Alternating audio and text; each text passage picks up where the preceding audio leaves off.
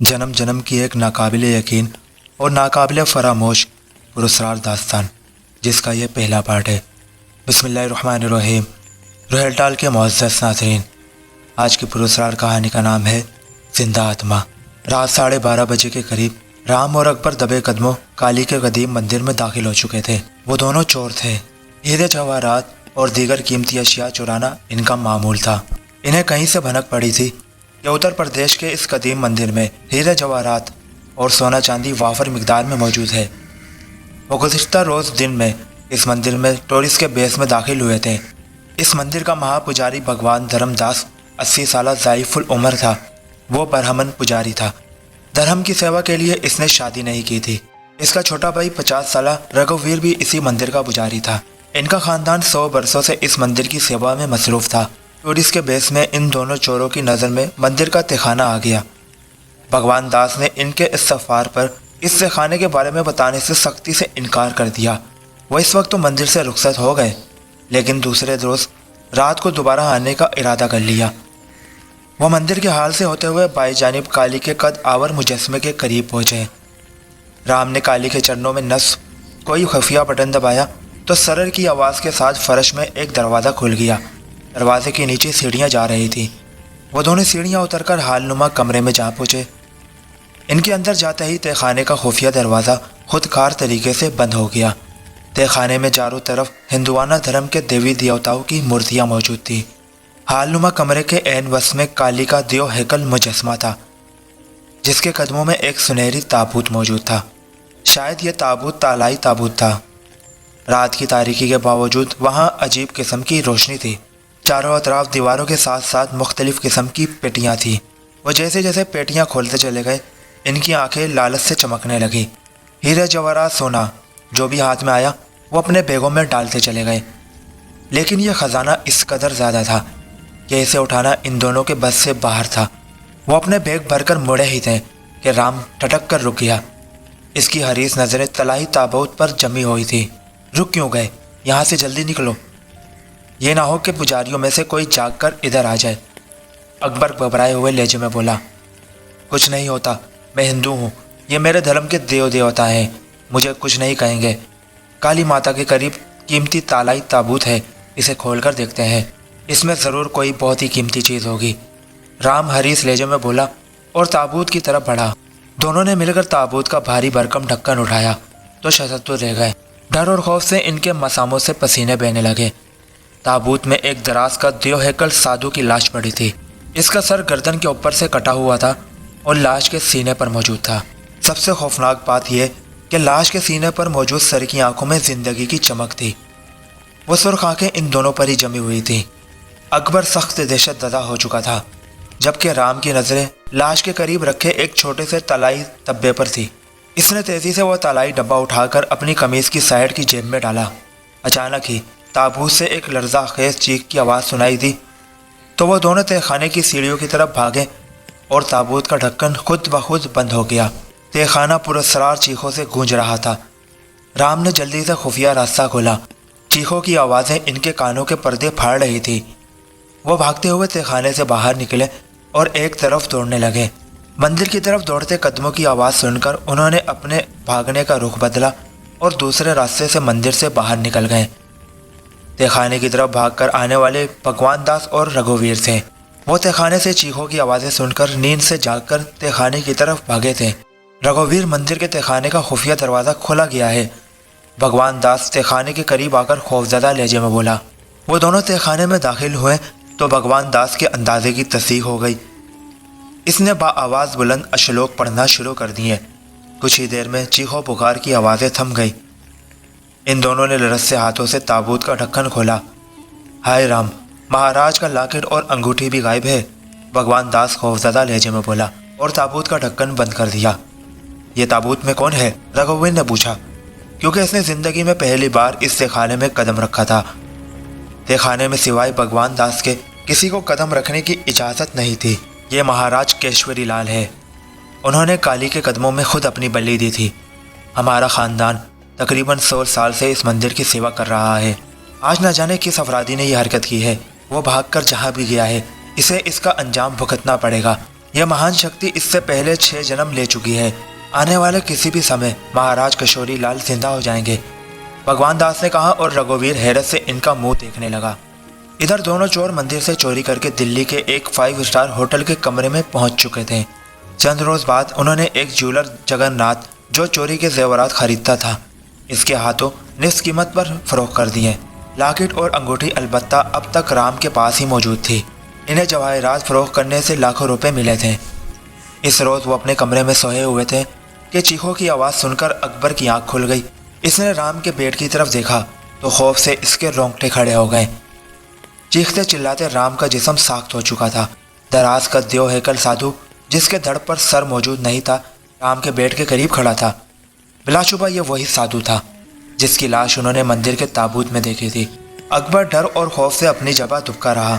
وہ سرکٹا سادھو چند ہمیں رام کے بیٹ کے قریب کھڑا رہا، پھر ایک طرف چلتا ہوا دیوار میں غائب ہو گیا۔ اکبر کافی دیر خوف سے اپنی جگہ پر دبکا رہا۔ اس کی ہمت ہی نہیں ہو رہی تھی کہ بیٹ سے نیچے اترے، لیکن آخر کب تک؟ بالآخر لرزتی کامتی ٹانگوں سے رام کے بیٹ کے قریب پہنچا۔ رام کی بے نور آنکھیں حلقوں سے باہر آ رہی تھیں اور چہرے کٹی ہوئی تھی۔ بیڈ شیٹ اس کے خون سے لت پت ہو رہی تھی۔ اکبر کو مندر سے چرائی گئی انگوٹھی اور لاکٹ کی تلاش تھی۔ یہ دونوں چیزیں اسے تالائی ڈبے سمیت تکیے کے نیچے سے ملی۔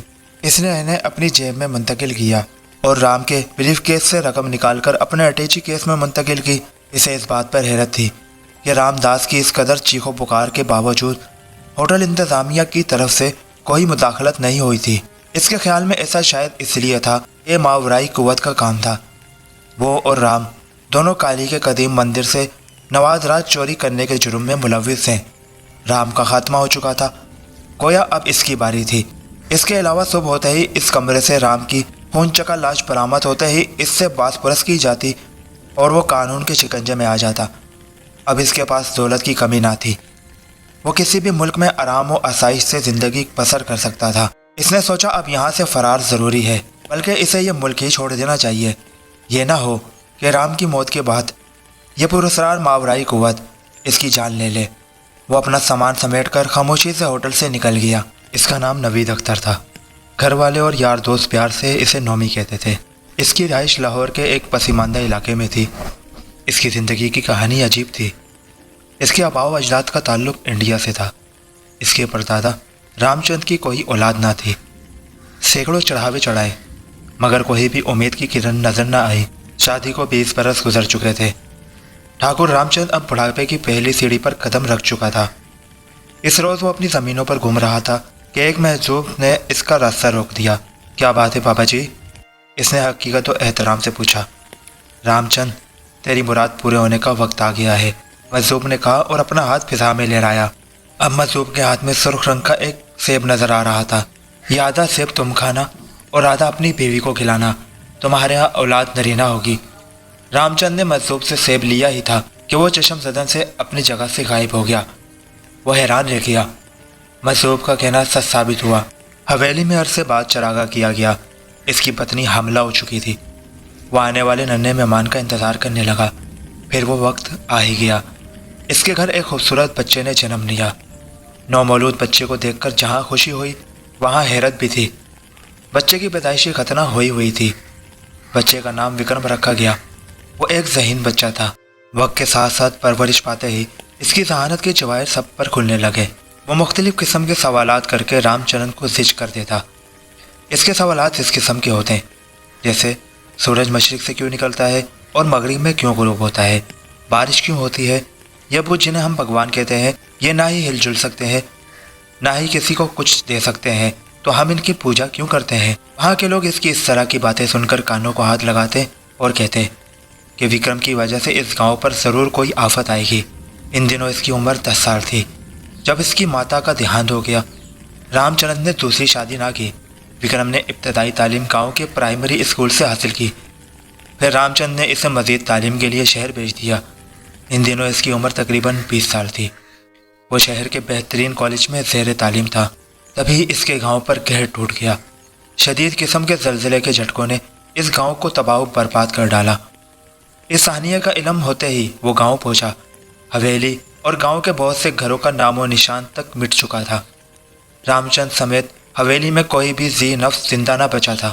سینکڑوں افراد پر مشتمل اس گاؤں میں زندہ بچنے والے خوش نصیب بہت کم تھے، اور جو تھے وہ وکرم کو اس مصیبت کا ذمہ دار ٹھہرا رہے تھے۔ ان کا کہنا تھا کہ یہ زلزلہ وکرم کی باتوں کی وجہ سے آیا ہے۔ وہ دل شکستہ ہو گیا۔ گاؤں والے بھپرے ہوئے تھے اور اسے جان سے مارنے کے در پہ تھے۔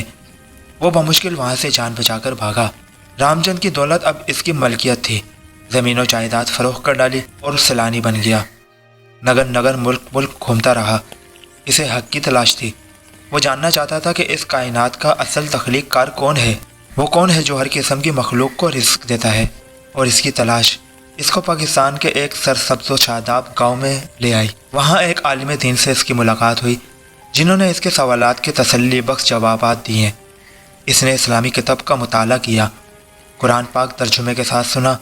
اسلام کی سچائی اس پر روشن ہو چکی تھی اور وہ مسلمان ہو گیا۔ اس کا نام محمد لقمان رکھا گیا۔ وہیں گاؤں کی ایک عائشہ نامی لڑکی سے شادی کی، جس سے اس کا بیٹا خوشی محمد پیدا ہوا۔ بیٹے کے جوان ہوتے ہی اس کا انتقال ہو گیا۔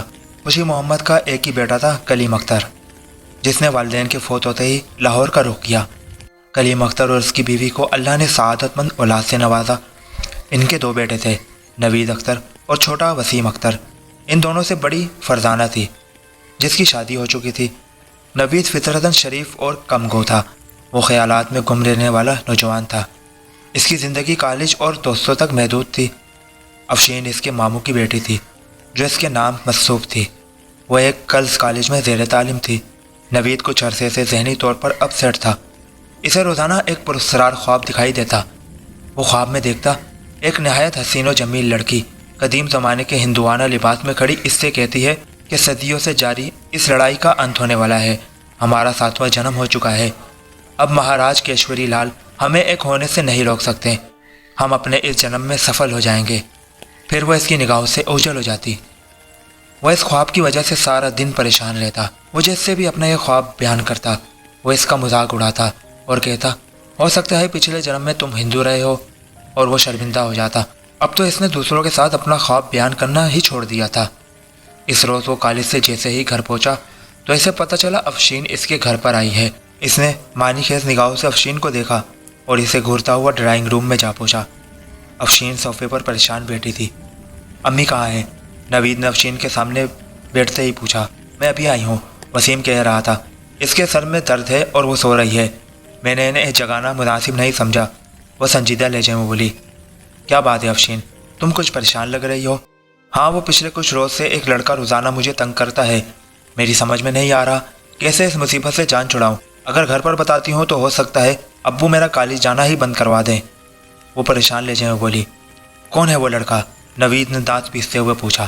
میں تو اسے جانتی ہی نہیں، پر میری کلاس فیلو شیلا نے مجھے بتایا کہ وہ کسی سیٹ ساجد کا بیٹا کاشان ہے۔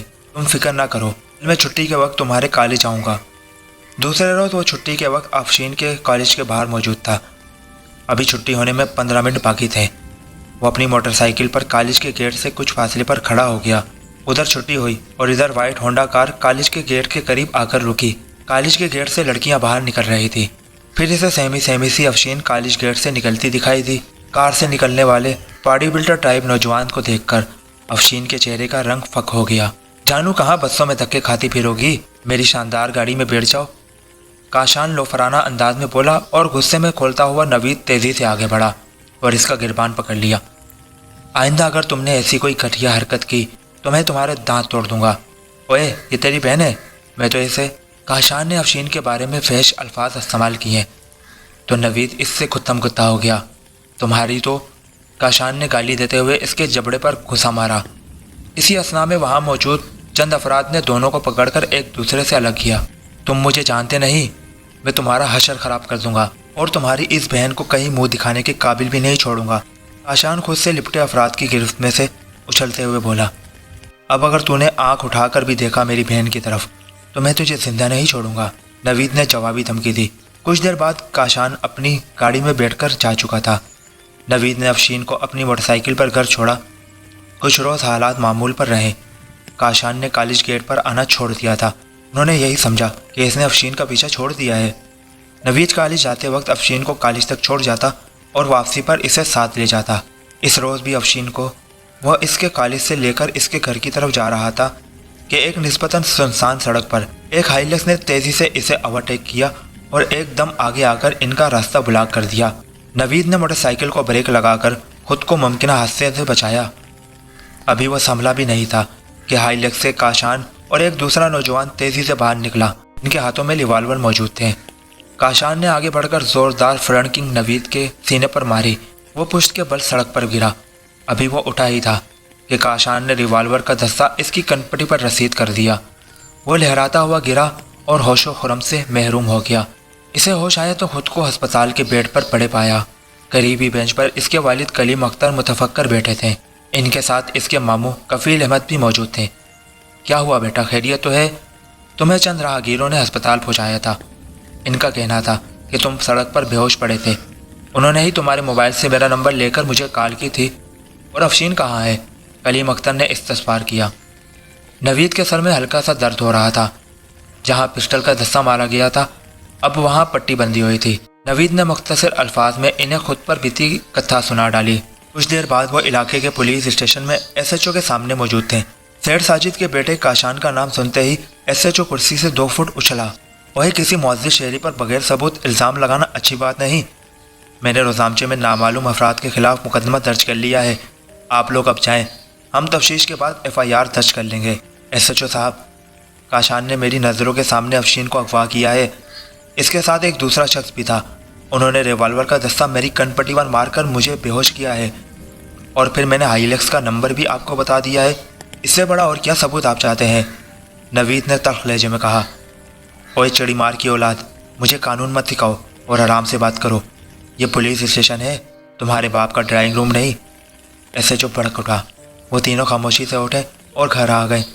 رات انہوں نے جاگ کر بسر کی۔ صبح 9 بجے کے قریب نوید کے موبائل پر کال آئی۔ آپ لوگ فوراً پولیس اسٹیشن آ جائیں۔ دوسری طرف ایس ایچ او تھا۔ وہ تھانے پہنچ گئے۔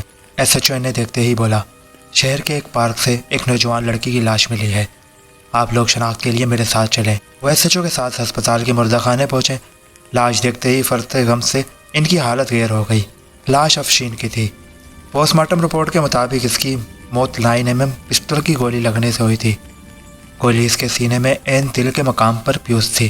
اسے قتل سے پہلے زیادتی کا نشانہ بنایا گیا تھا۔ بیٹی کی لاش دیکھتے ہی کفیل احمد کو دل کا دورہ پڑا تو انہیں فوری طور پر ایمرجنسی میں پہنچایا گیا، لیکن ڈاکٹر اس کی جان بچانے میں ناکام رہے۔ کفیل احمد کی تدفین کے بعد نوید افشین کے قاتلوں کی گرفتاری کے لیے بھاگ دوڑ کرنے لگا، لیکن پولیس سیٹھ ساجد کی دولت اور اثر و شوق کے آگے بے بس تھی۔ مجبوراً نوید نے عدالت کا رخ کیا۔ ہائی کورٹ کے حکم پر پولیس کو مجبوراً کاشان کے خلاف رپورٹ درج کرنا پڑی۔ مدعی مقدمے کے طور پر نوید کا نام لکھا گیا۔ کاشان کے نام ایف آئی آر درج ہوتے ہی کاشان گھر سے غائب ہو گیا۔ نوید کے سینے میں آتش انتقام کے شعلے بھڑک رہے تھے، لیکن وہ سیٹھ ساجد کے بیٹے کے خلاف کچھ کرنے سے قاصر تھا۔ اس روز وہ معمول کے مطابق موٹر سائیکل پر کالج روانہ ہوا تو ایک سڑک پر ہونڈا کار نے اس کا راستہ روک دیا۔ کار کے دروازے کھلے اور کاشان 2 مسلح افراد کے ساتھ کار سے اترا۔ تم نے میرے خلاف مقدمہ درج کروا کر اچھا نہیں کیا، میں تمہیں برباد کر دوں گا، کاشان نے کہا، اور ان تینوں نے مل کر اسے مارنا شروع کر دیا۔ اس نے مزاحمت کی کوشش کی مگر ناکام رہا۔